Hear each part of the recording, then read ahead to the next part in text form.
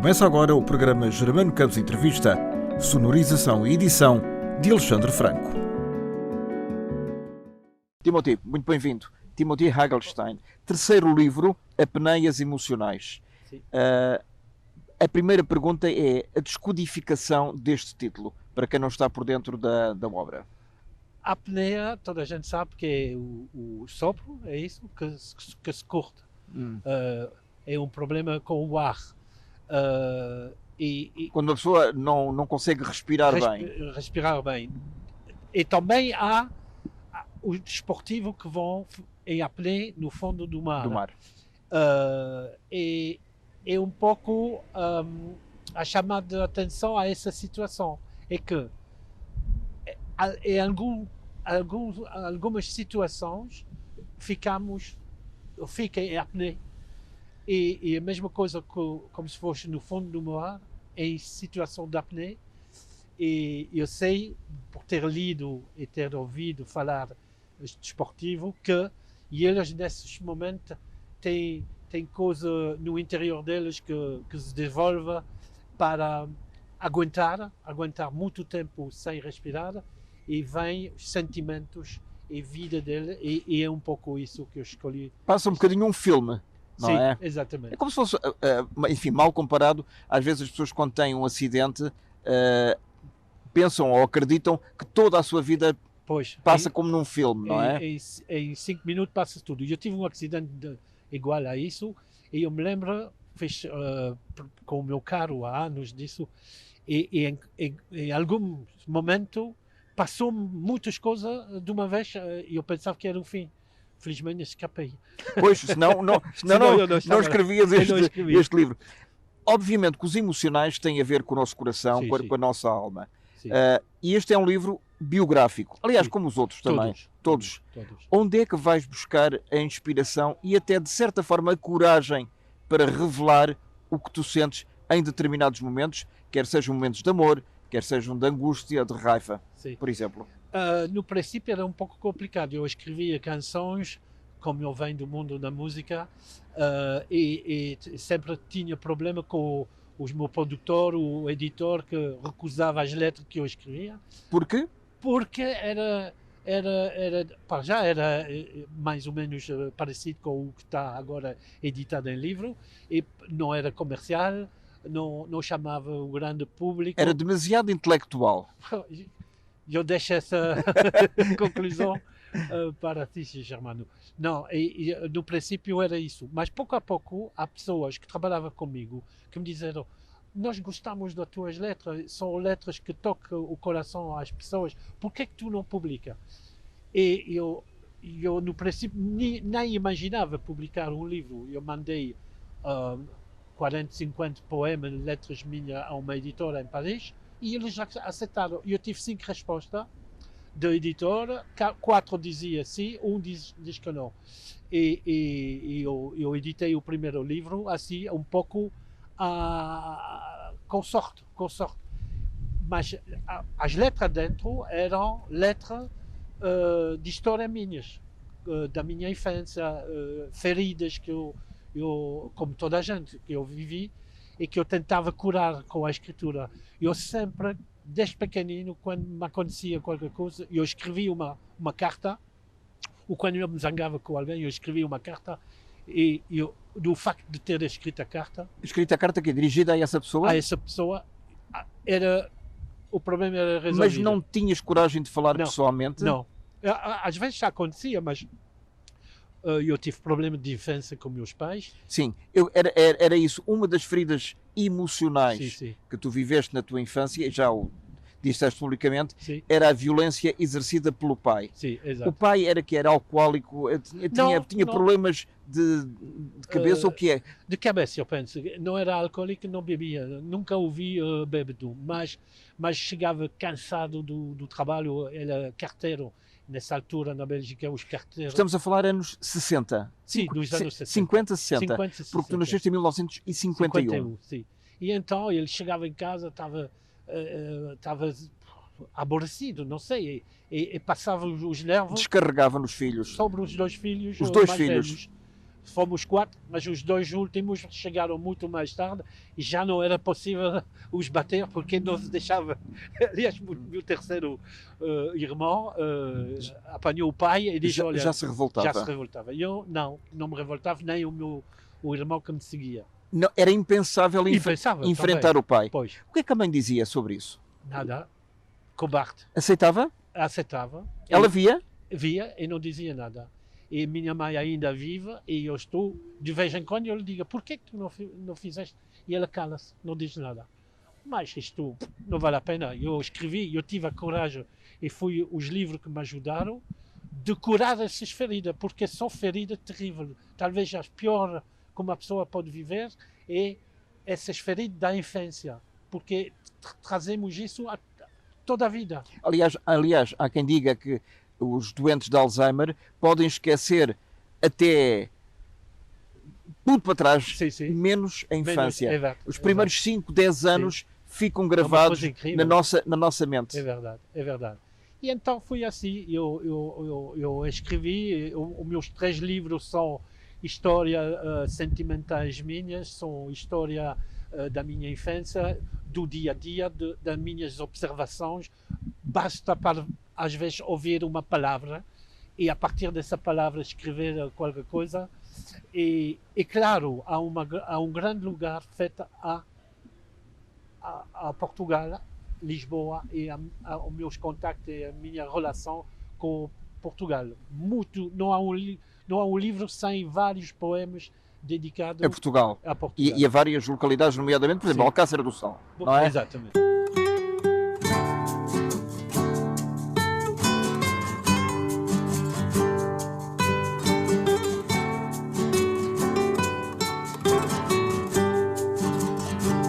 Tocava guitarra pela noite dentro e deixava fugir tão depressa o tempo.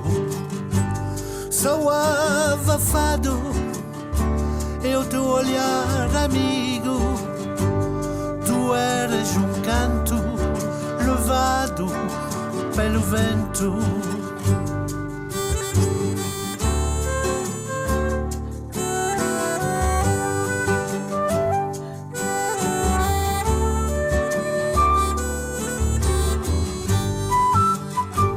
Falavas com amor dos velhos montes, do teu alentejo e de uma rica fonte, deixando correr uma palavra incerta, sem vontade de chegar tão depressa à meta.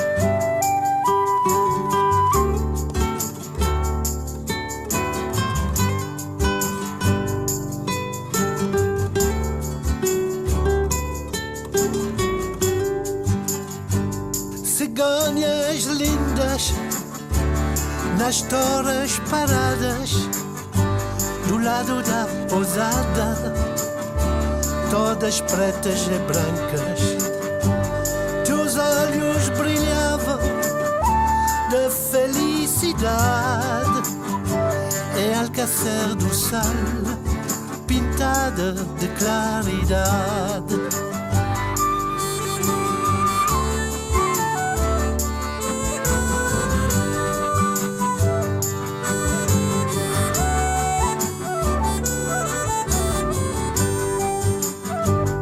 Bonita tua terra e as tuas raízes, partilhavas comigo momentos felizes, madrugadas brumosas, horas de poesia, caminhando inspirado pela tua alma fadista.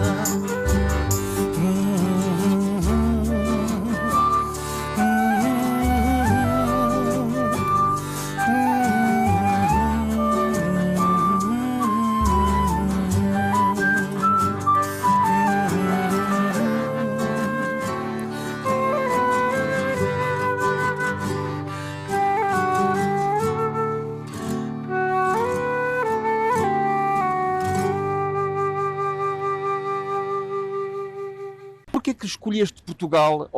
Ou foi um acaso quando vieste em 1976, no verão de 76, sim, 2 anos depois do 25 de Abril, foi um impulso, foste descobrir Portugal ou achaste que os teus discos estavam a vender tanto que merecia uma visita?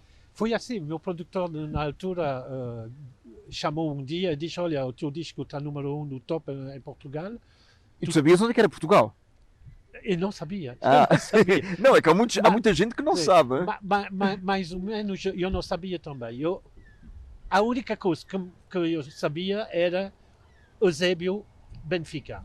Na altura, porque eu era um grande fã do Benfica, e eu me lembro de um final que eu chorei, porque eu era muito jovem, que o Benfica perdeu com o AC Milan, acho que é AC Milano, uma final da Europa, e eu vi jogar o Eusébio, que eu tive a sorte depois de conhecer pessoalmente, e já sabia que para mim Portugal era o Benfica e o Eusébio. É um bocado hoje como o Cristiano Ronaldo. Portugal é Ronaldo, sim, e Ronaldo é Portugal. Sim. E Ronaldo também é um ídolo que eu gosto muito. Isto dito, quando eu estou no avião, eu ouço falar português pela primeira vez. E eu achei estranho a língua. Eu pensava que era um país do leste, no princípio, a primeira impressão. Quando eu cheguei em Lisboa, a editora, era a Imavox na altura, tinha arranjado a chegada no aeroporto, havia milhares de fãs à minha espera. Portanto, eles promoveram, sim, a chegada do artista. Exato. Fizeram isso. Mas tu não fazias a mais pequena ideia. Não, nenhuma. Foi uma surpresa incrível.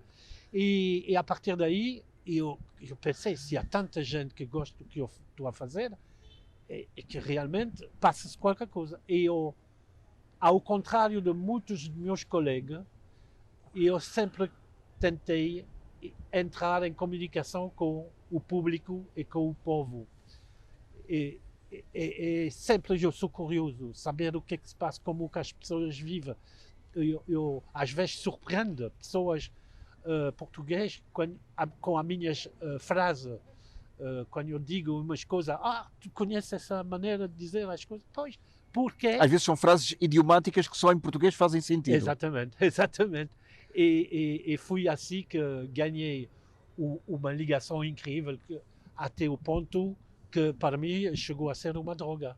Eu não posso passar sem vir cá em Portugal, matar a saudade. Uma vez por ano? No mínimo.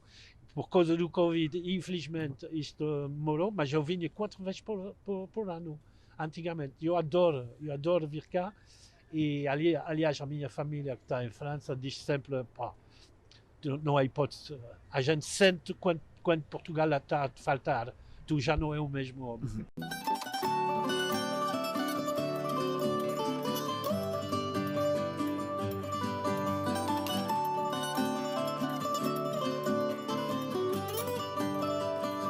Ai, quelle saudade, ne pas entendre ton fado, ta voix sauvage, ton air de fandango. Tu es si belle dans ton châle étendu, sur tes épaules frêles et tes bras nus.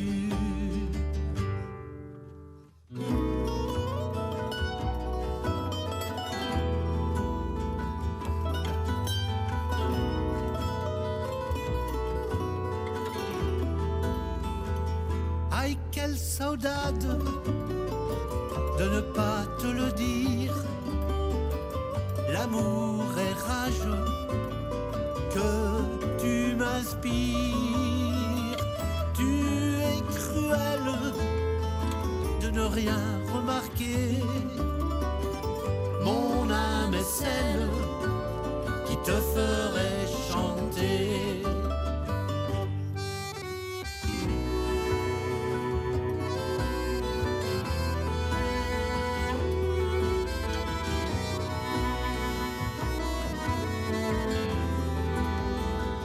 Aïe, quelle saudade, revoir tes yeux fermés et de ton râle, je voudrais m'enivrer, prendre la route de tes passages secrets c'est sans doute tes remparts épais. Aïe, quelle saudade, si tu pouvais le voir, mon désir une flamme, d'un feu de l'espoir, glisse en cendres, consumé sur le sol, et mes silences que rien ne console. Aïe, quelle saudade, ne pas entendre ton fado, ta voix sauvage, ton air de fandango.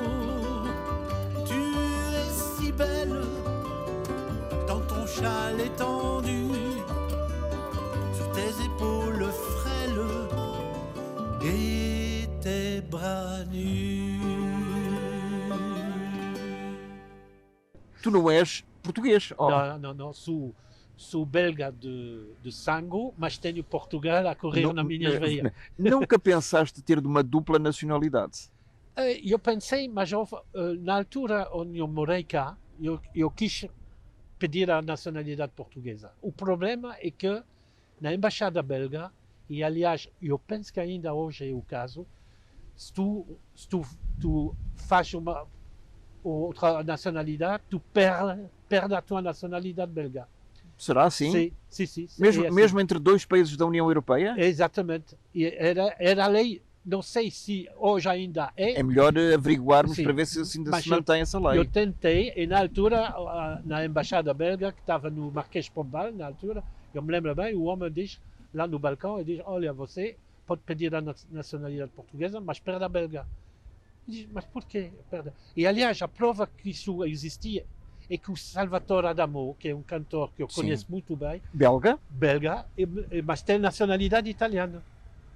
Quis ser de onde veio o Salvatore? É de origem italiana. De origem italiana. Ele me contou, eu quis ser belga e eles me disseram que eu ia perder a nacionalidade italiana. Então, por isso, não cheguei a ter a nacionalidade belga por causa disso. Que eles reconhecem a dupla nacionalidade para em certas formas. Por exemplo, o país de origem, tu podes ficar belga e guardar a tua nacionalidade e eles não vão te tirar a tua nacionalidade, eles não podem. Mas se tu és belga e vais noutra nacionalidade, e eles retiram. E tens pena que isso possa acontecer?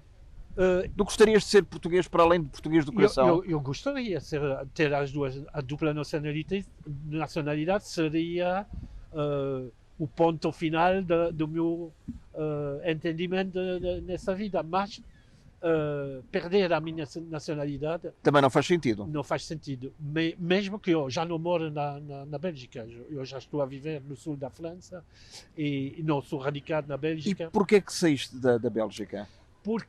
Porque olha, é assim, eu tenho uma mulher e um filho que gosto muito de Portugal, mas nenhum dos dois, aliás, meu filho agora está a estudar português, mas na altura nenhum falava português. E eu disse, olha, eu devo ficar num sítio parecido com Portugal. Eu não posso ficar na Bélgica porque isto é muito cinzento, chove sempre. Bom, eu disse, olha, vamos à procura de um sítio onde tu vais poder falar a língua do país, mas tem que ser parecido. Eu encontrei numa zona chamada Le Gard, G-A-R-D, uma zona muito parecida com o Alentejo. E eu disse, bom, é aqui.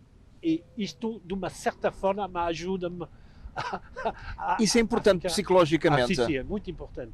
Aliás, inspiração nos livros, na pintura que eu também pratico, nas músicas, se eu não estou num lugar onde eu me sinto bem, não sai nada. Não sai nada. Já agora, tu estás em belíssima posição para nos analisar a nós portugueses. O que é que nós temos de bom e de menos bom?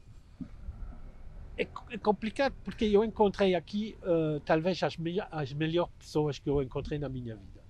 Também encontrei alguns dos piores. Mas é sempre o reverso da medalha, mas não é? São poucos, mas também existe.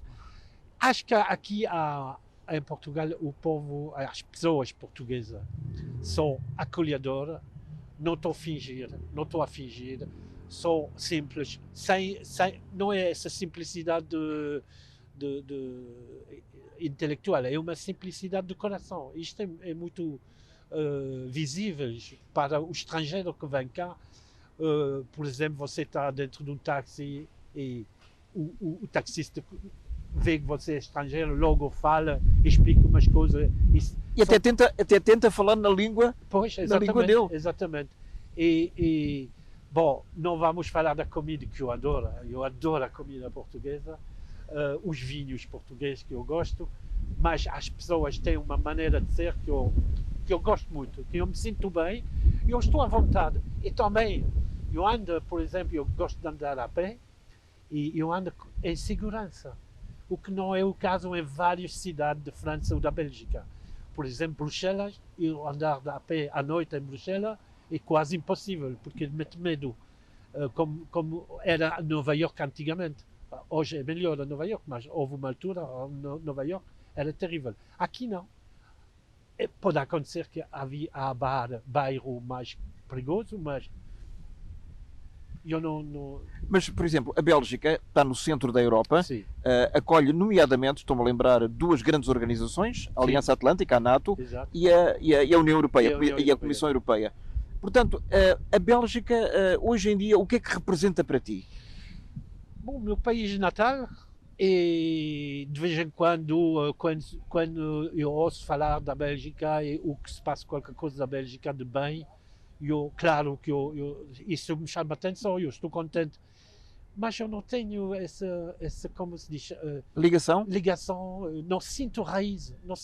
Eu tenho mais raiz aqui que na Bélgica. É uma coisa estranha, mas, por exemplo, eu acho que intelectualmente eu nasci em Portugal.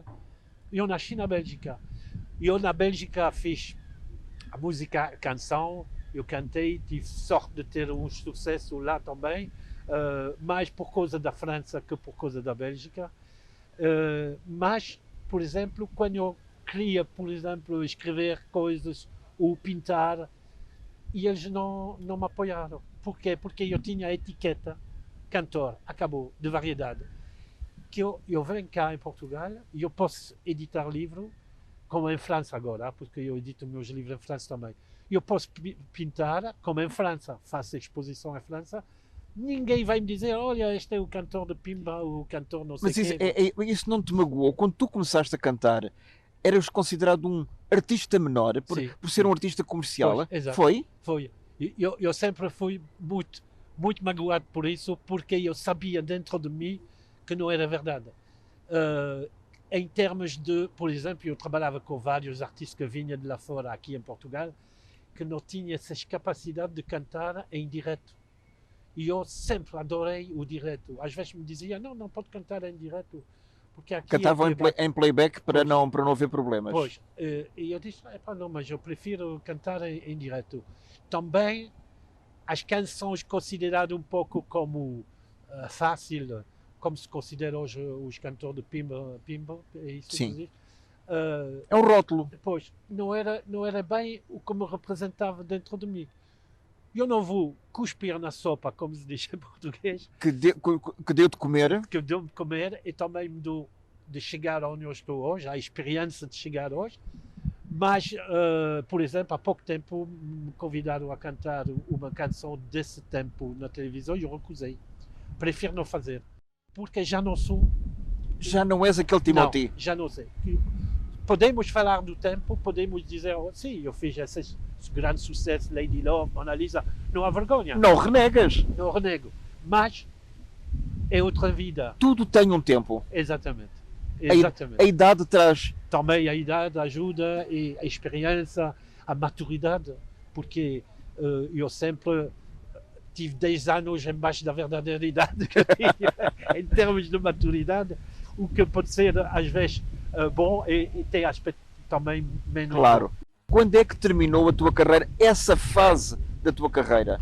Essa fase comercial. Começou quando? Aos 20 anos? Começou, sim, aos 20 anos. Eu tive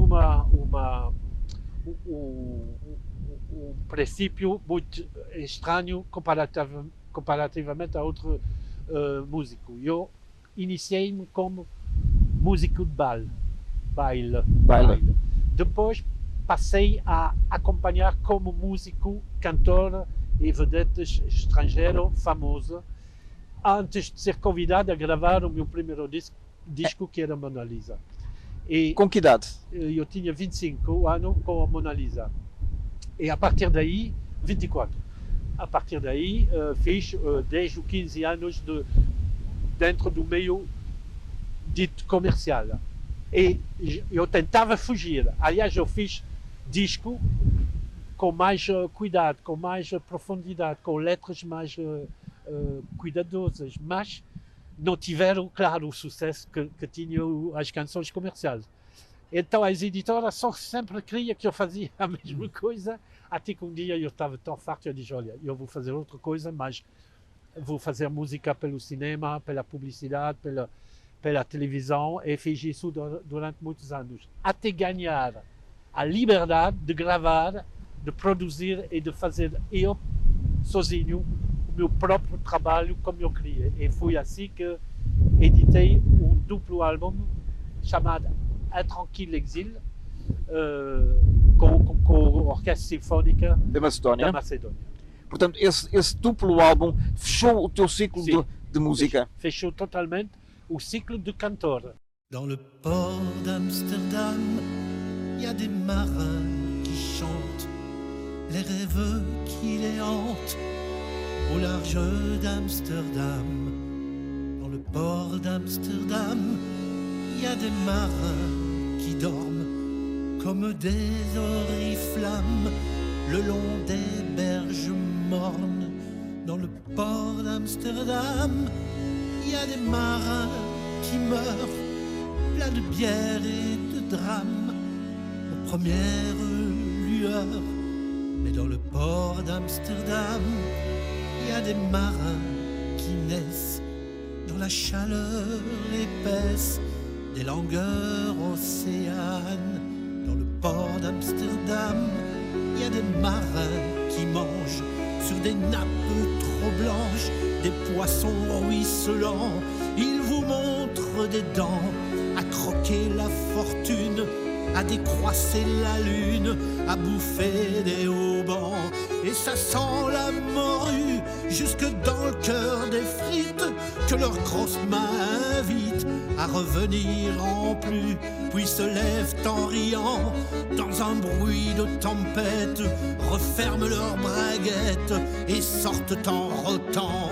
Dans le port d'Amsterdam, il y a des marins qui dansent en se frottant la panse sur la panse des femmes. Et ils tournent et ils dansent comme des soleils crachés dans le son déchiré d'un accordéon rance. Ils se tendent le cou pour mieux s'entendre rire jusqu'à ce que tout à coup l'accordéon expire. Alors le geste grave, alors le regard fier, ils ramènent leur batave jusqu'en pleine lumière. Dans le port d'Amsterdam, il y a des marins qui boivent et qui boivent et reboivent encore. Ils boivent à la santé des putains d'Amsterdam, de Hambourg ou d'ailleurs. Enfin, ils boivent aux dames qui leur donnent leur joli corps, qui leur donnent leur vertu pour une pièce en or. Et quand ils ont bien bu, se plantent le nez au ciel, se mouchent dans les étoiles et ils pissent comme je pleure sur les femmes infidèles. Dans le port d'Amsterdam, dans le port d'Amsterdam, dans le port d'Amsterdam, dans le port d'Amsterdam. Eu continuo a compor para a televisão TV5 francesa, porque o produtor dos programas turísticos é um grande amigo meu e ele diz, está sempre a me chamar, faz lá uma música, um genérico. O genérico, não é? E é muito agradável, porque continua a fazer isso. Como é que tu te baseias, por exemplo, para fazer um genérico? Presumo que sejam todos instrumentais, não é? Sim, sim, sim. Conheces o guião primeiro? Sim, eu preciso. E ele me diz, bom, vamos fazer, por exemplo, temos um programa sobre as profissões de luxo. Fabricar relógio, bijou, joalharia de luxo. Vamos fazer isso em vários países e tu devias fazer uma coisa que vá para... Eu faço. Eu proponho duas ou três músicas e ele escolhe e depois pôs isso... Claro. Ou então manda-me a imagem que eles já filmaram, Rush, que eles chamam Rush. Eu vejo as imagens e em relação à imagem eu faço... A música. E é fácil imaginar bandas sonoras? Não é sempre fácil, mas agora tenho uma grande ajuda, que eu tenho um filho músico também, a quem eu passo de vez em quando o trabalho. E ele está a fazer isso muito bem. Mas ele é rapper. Ele é rapper, mas também faz música. E eu lhe digo, olha, rap, qualquer dia talvez vai te dar para comer, mas faço... Ou seja, ele pode fazer rap enquanto músico profissional e que lhe dá muito gozo, mas depois para receber dinheiro tem que fazer concessões. Pois. Tu fizeste concessões ao longo da tua vida? Sim, fui obrigado porque houve altura onde a música não dava para comer. E então eu fazia outras coisas. Uai, o vento está a levar. Tudo que o vento levou. Não fiz a música das filmes. Mas... Max Steiner. Yes. Mas é verdade, eu passei por um momento, como toda a gente, aliás, complicado, e o que me ajudou muito foi essa música de publicidade. A publicidade também ajudou, e eu também fiz parte como cantor, cantei o genérico da Coca-Cola na Bélgica, essas coisas. Isto dava para sobreviver. Dava para ganhar alguns tostões. Como é que entrou também a pintura, para além da poesia, na tua vida? Agora, a pintura foi a primeira arte que eu queria fazer. Quando eu era pequenino, eu fazia desenho e vinha o médico da família em casa e dizia, estes são desenhos. Você tem que, dizia a meus pais, você tem que apoiar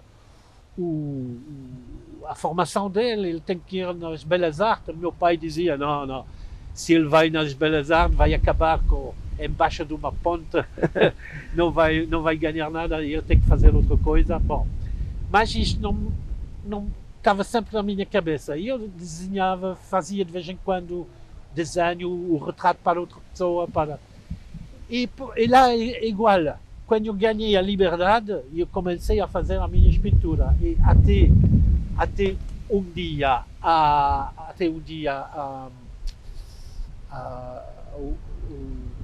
comitiva do Dias do Património da zona onde eu moro, que me convidaram a fazer uma exposição importante num sítio muito importante.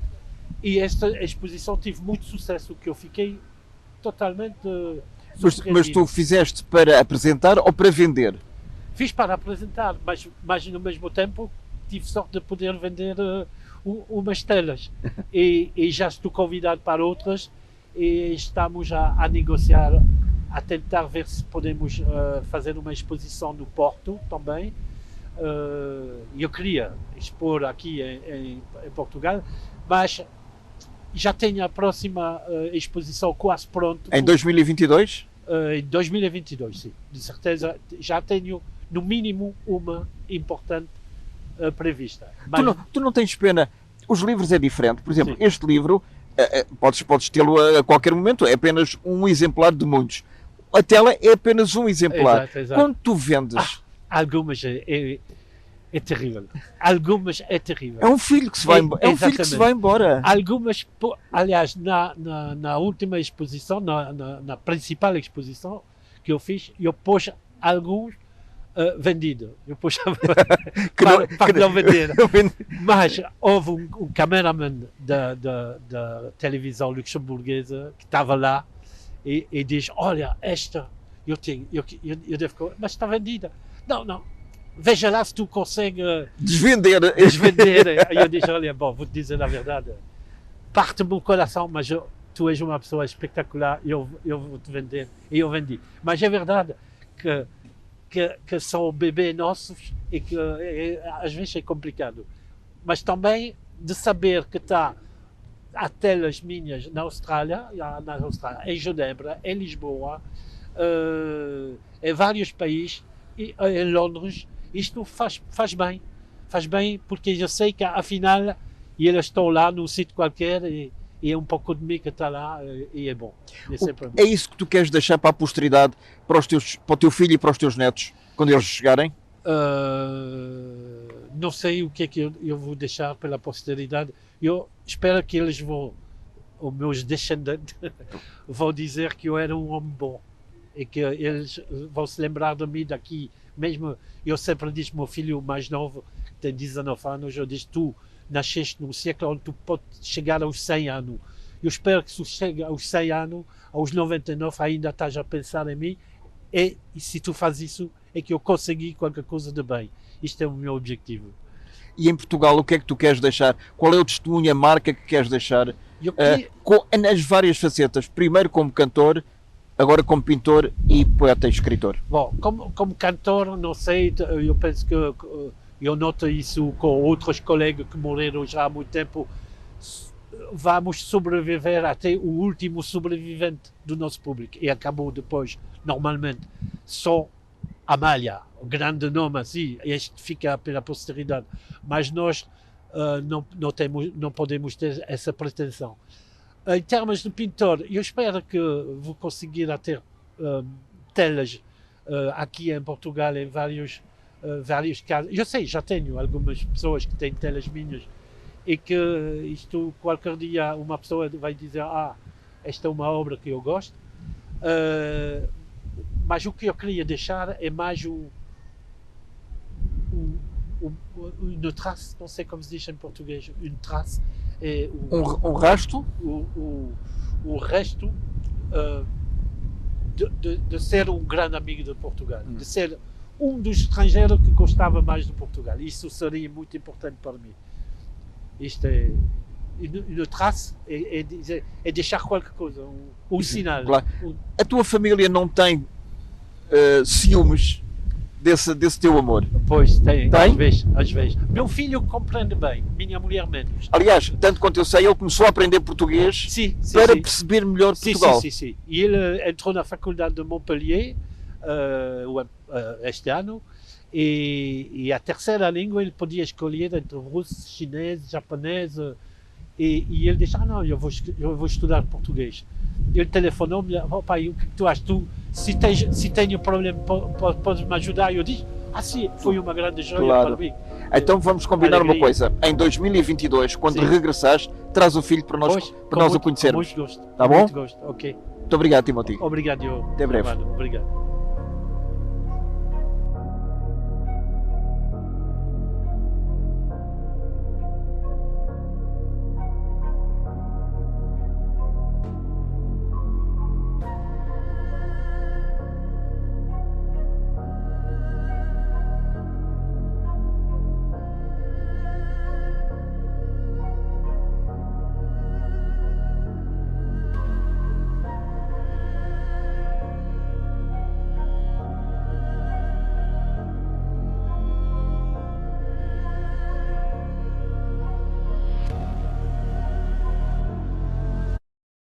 Sentiments, je sais plus trop qu'à penser. Elle a un cœur en ciment et ses balles sont cadencées. Juste un dernier silence pour pouvoir s'avancer jusqu'à mon dernier centime.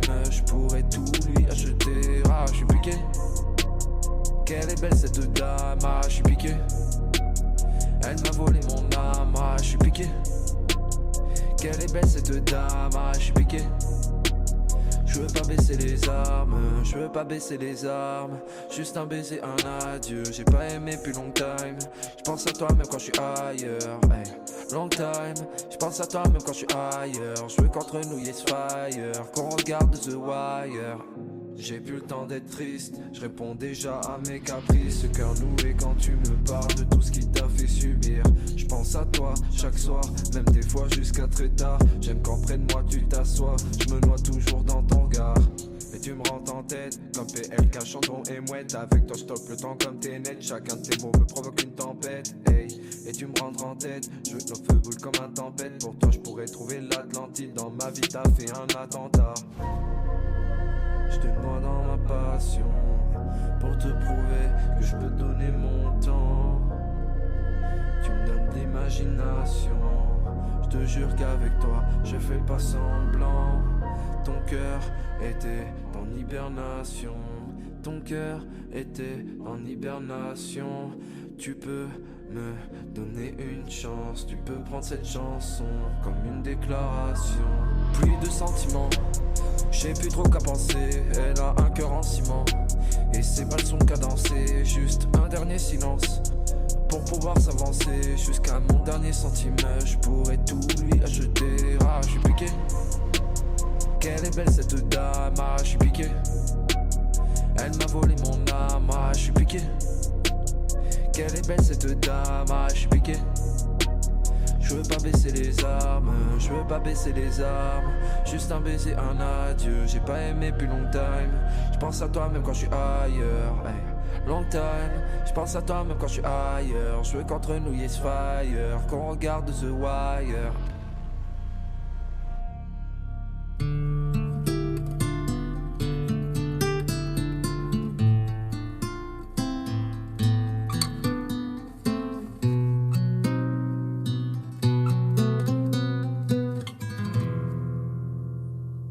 Gosto das manhãs frias, nos montes do Alentejo. As vinhas, os ciprestes, ocupo tudo o que eu vejo. E os cravos tão lindos, cantados 1000 vezes, que mudo tanto a vida dos portugueses.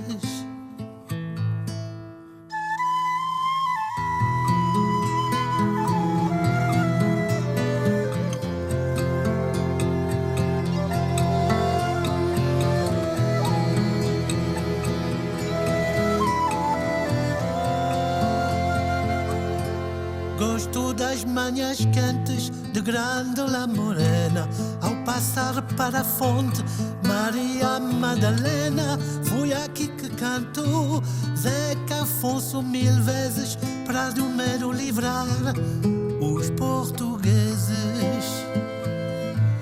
Gosto de ver ao sol pôr a cor vermelha do céu, embalando as casas brancas, cobrindo-as com o seu véu. E a luta contra o poder de forças hostis 1000 vezes que fizeram revoltar os portugueses.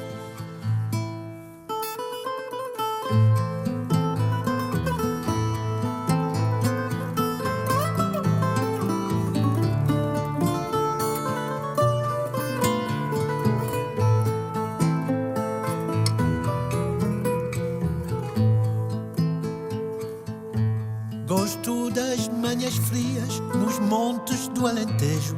As vinhas, os ciprestes ocupam tudo o que vejo.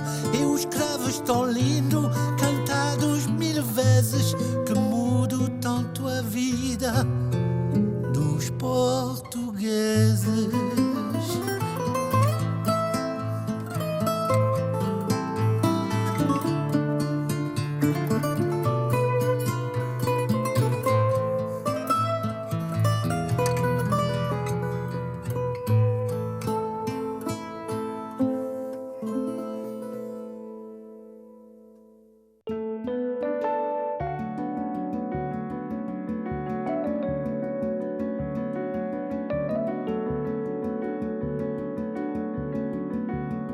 Termina aqui esta edição do Germano Campos Entrevista, com edição e sonorização de Alexandre Franco.